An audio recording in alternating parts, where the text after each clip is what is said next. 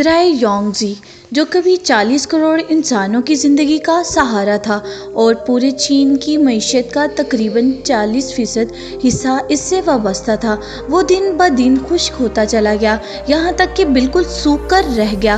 یہ منظر اتنا خوفناک تھا کہ دنیا کی آنکھیں حیرت سے پھٹی کی پھٹی رہ گئی۔ اس زندگی بخش روگ کو بچانے کی کوشش میں حکومت نے وہ سب کچھ کیا جس کا آپ تصور بھی نہیں کر سکتے۔ انہوں نے آسمان میں درجنوں راکٹ داغے اور پھر ایک انتہائی غیر متوقع قدم اٹھایا، زمین پر تقریباً 133 ارب جاندار چھوڑ دیے۔ آخر ایسا کرنے کی ضرورت کیوں پیش آئی؟ آئیے آج کی اس حیرت انگیز کہانی پر بات کرتے ہیں۔ پیارے ناظرین، انفو ان اردو میں خوش آمدید۔ السلام علیکم۔ دریائے یانگزی نہ صرف ایشیا کا طویل ترین دریا ہے بلکہ چین کے وجود کی روح بھی ہے۔ یہ 6300 کلومیٹر کا سفر طے کرتے ہوئے 11 صوبوں کو سیراب کرتا ہے اور براہ راست 40 کروڑ افراد کو زندگی فراہم کرتا ہے۔ یہ دریا ملک کی مجموعی معاشی پیداوار کا 40% پیدا کرتا ہے، جو کھیتوں، عظیم الشان صنعتوں اور شنگھائی جیسے شہروں کی پیاس بجھاتا ہے۔ لیکن اپریل 2011 میں ایک ایسی المناک تبدیلی رونما ہوئی جس پر کسی نے یقین تک نہیں کیا۔ دریا خشک ہونا شروع ہو گیا۔ اس بہار میں یانگزی کے علاقوں میں بارش کا حجم اوسط سے 60% تک کم ہو گیا، جبکہ حد سے زیادہ بلند درجہ حرارت نے پانی کو تیزی سے بخارات بنا کر اڑا دیا۔ اس بحران نے 1959 کے قحط کی یاد تازہ کر دی جس نے کروڑوں جانیں لی تھیں۔ دریا کی سطح تاریخ کی کم ترین سطح پر پہنچ گئی۔ دریا کا وسیع اور عریض بستر ایسا دکھائی دینے لگا جیسے ملک کے بیچوں بیچ کھلا ہوا کوئی زخم ہو۔ دریا سے جڑی 13 سے زائد جھیلیں مر چکی تھیں، جن میں پینے کے لیے ایک قطرہ پانی تک نہ بچا۔ 3 کروڑ 40 لاکھ افراد اور 50 لاکھ مویشی پیاس کے مارے تڑپنے لگے۔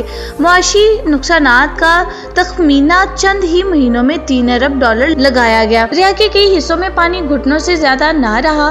مال بردار کشتیاں دریا کے خشک اور پھٹے ہوئے بستر میں پھنس کر رہ گئی۔ ماحولیاتی تباہی اپنی انتہا کو پہنچ چکی تھی۔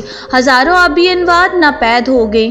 نایاب یانگزی ڈولفن اور واٹر پانڈا کی آبادی گھٹ کر محض 1200 رہ گئی، جو خوراک کے بغیر ساحل پر پھنس کر مر رہے تھے۔ حکومت ہل کر رہ گئی اور فوری طور پر انتہائی اقدامات اٹھانے پڑے۔ انہوں نے کلاؤڈ سیڈنگ کا طریقہ استعمال کیا۔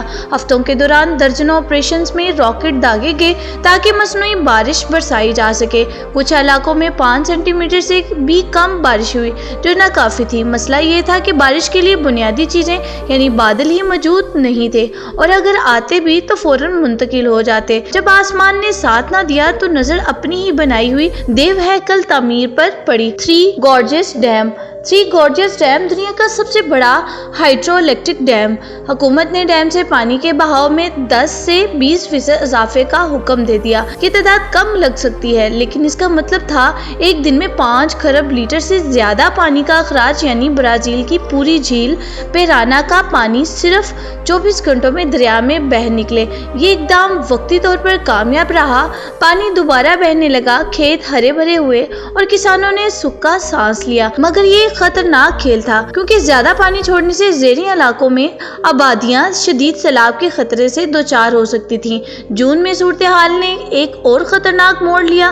یانگزی کے طاس میں موسلادھار بارشوں نے سیلاب برپا کر دیا، اور یہ بارشیں اتنی شدید تھیں کہ متعدد چھوٹے ڈیم ٹوٹ گئے۔ پہاڑوں سے زمین کھسک کر مٹی اور چٹانوں کی دیواریں بن کر نیچے آ گری۔ 7 لاکھ افراد کو فوری طور پر محفوظ مقامات پر منتقل کیا گیا۔ پہلے ہی ہفتے میں 100 سے زائد افراد جاں بحق ہوئے۔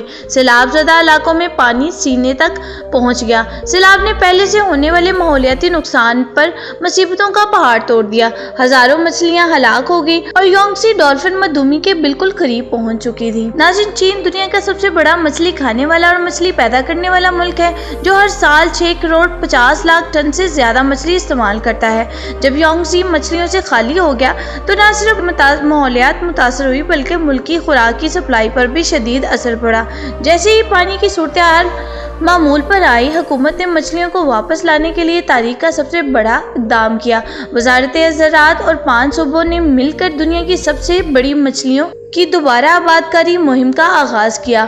اعداد و شمار حیران کن تھے۔ صرف 2011 میں 3 ارب سے زائد ننھی مچھلیاں اس دریا میں چھوڑ دی گئیں۔ ان میں زیادہ تر black carp grass Corp, common carp और बिग हेड कॉर्प शामिल थी, जो हजारों साल से चीनी खानों का हिस्सा रही हैं। इसके अलावा हजारों सी बास और मैक्रेल भी छोड़े गए। इस मुहिम को पाया तकमील तक पहुंचाने के लिए हुकूमत ने 22,000 हेक्टेयर से जायद रकबे पर आबी पौधे लगाए और पानी साफ करने और ऑक्सीजन बढ़ाने के लिए 2 करोड़ 10 लाख फिल्टर वाले मोलस्क शेल फिश छोड़े। इस अजीमशान मुहिम पर मजमूई तौर पर 40 अरब युआन खर्च हुए। ताहम माहिरीन माहौलियात ने खबरदार किया कि मुनासिब तहकीक के बगैर इतने बड़े पैमाने पर मछलियाँ छोड़ना उल्टा नुकसानदायक साबित हो सकता है। कुछ इलाकों में मछलियों की कसाफत कुदरती गुंजाइश से 5 से 7 गुना ज्यादा होगी, जिसके नतीजे में पानी में ऑक्सीजन की मिकदार खतरनाक हद तक कम होगी और मकामी अनवा की नस्ल कशी होने लगी।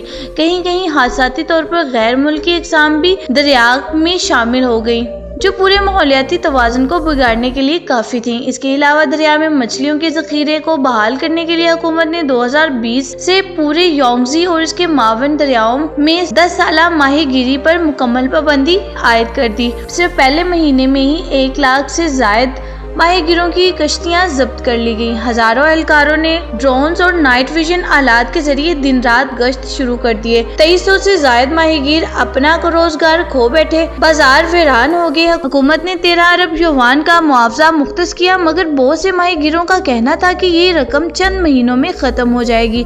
हमने तो एक पूरी जिंदगी खो दी है। इन मसाइल के पेश नजर चीन ने महसूस किया कि सिर्फ मछलियाँ छोड़ना काफी नहीं, अफजाइश नस्ल के मराकज और जदीद दोबारा आबादकारी मंसूबे नागजीर थे। चीनी ऑस्ट्रोजन जो 14 करोड़ साल से इस दरिया में तैर रही है को बचाने के लिए खुसूसी हैचरियां बनाई गई, जहां मछलियों को कंट्रोल वर्ल्ड माहौल में पाला जाता है। उनकी हर हरकत पर नजर रखी जाती है और इन्हें जंगली जिंदगी के लिए तैयार किया जाता है। यहाँ एक जेन बैंक भी कायम किया गया, जहाँ अंडे, DNA और एम्ब्रियोज को माया नाइट्रोजन में महफूज किया गया, ताकि अगर कोई नस्ल नापैद हो जाए तो दोबारा जिंदा किया जा सके। नाज़रीन, अब सवाल ये पैदा होता है कि क्या दरिया बचाने के लिए हजारों खानदानों की रोजी रोटी छीन लेना काबिल कबूल कीमत थी? आपके ख्याल में इस जंग में फतह किसकी हुई? क्या योंगजी वाकई बच जाएगा? अपनी कीमती राय कमेंट्स में जरूर बताइए। वीडियो को लाइक करें और दोस्तों के साथ शेयर करें। इन्फो इन उर्दू चैनल सब्सक्राइब करना मत भूलिए।